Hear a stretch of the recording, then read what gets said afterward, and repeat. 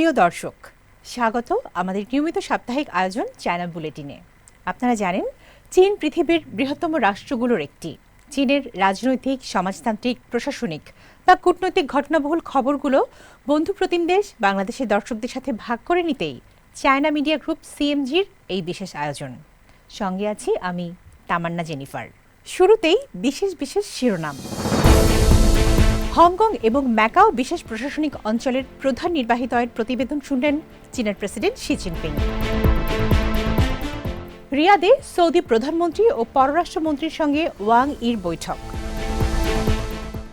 ঢাকা বিশ্ববিদ্যালয়ে ছাত্রী হল নির্মাণের সম্ভাব্যতা যাচাই করল চীনের বিশেষজ্ঞ দল।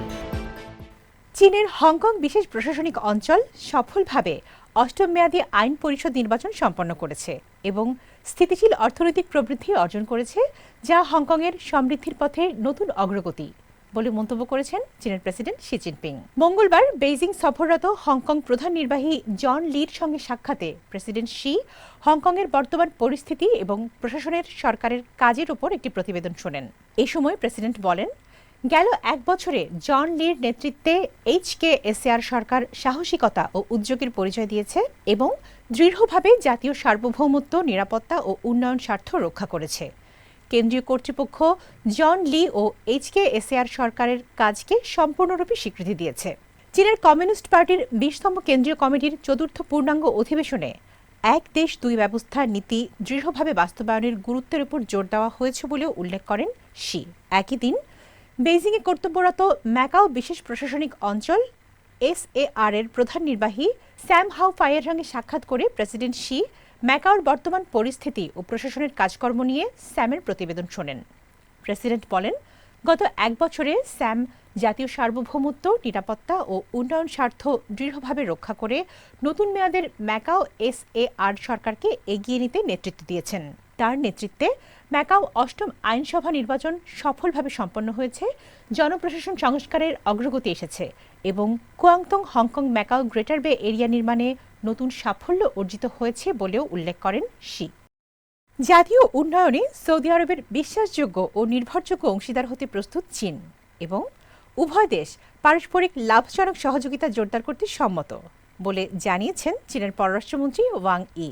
চীন ও সৌদি আরবের সম্পর্ক জোরদার করার লক্ষ্যে সৌদি আরবের পররাষ্ট্রমন্ত্রী ফয়সাল বিন ফারহান আল সৌদের আমন্ত্রণে ওয়াং ই রোববার সৌদি আরব সফর শুরু করেন।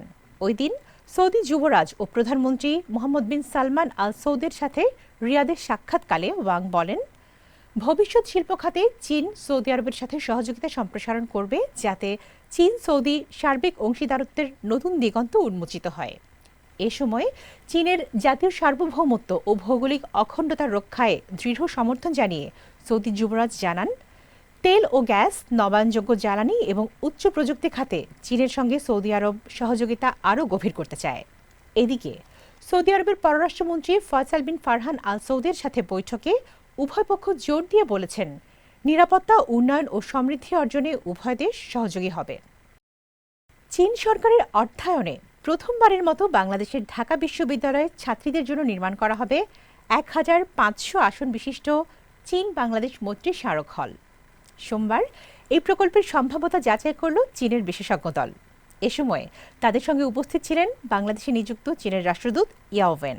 ঢাকা বিশ্ববিদ্যালয় ক্যাম্পাসে জগন্নাথ হল সংলগ্ন এলাকায় প্রস্তাবিত নতুন হলের স্থান জরিপ কার্যক্রম পরিদর্শনকালে ইয়াও ওয়েন বলেন, চীন সবসময় বাংলাদেশের শিক্ষা খাতের উন্নয়নে পাশে থাকতে আগ্রহী। এ সময় অন্যান্যের মাঝে ছিলেন ঢাকা বিশ্ববিদ্যালয়ের উপাচার্য অধ্যাপক ডক্টর নিয়াজ আহমদ খান সহ প্রশাসনিক কর্মকর্তারা। দর্শক, এই ছিল আমাদের এবারের আয়োজনে। আবারও দেখা হবে চীনের সমসাময়িক খবর নিয়ে আগামী সপ্তাহে একই দিন একই সময়ে। অনুষ্ঠানটি সামাজিক যোগাযোগ মাধ্যমে দেখতে ভিজিট করুন www.facebook.com/cmg বাংলা এবং ইউটিউব চ্যানেল CMG বাংলা। দেখার আমন্ত্রণ। চাই চিয়েন।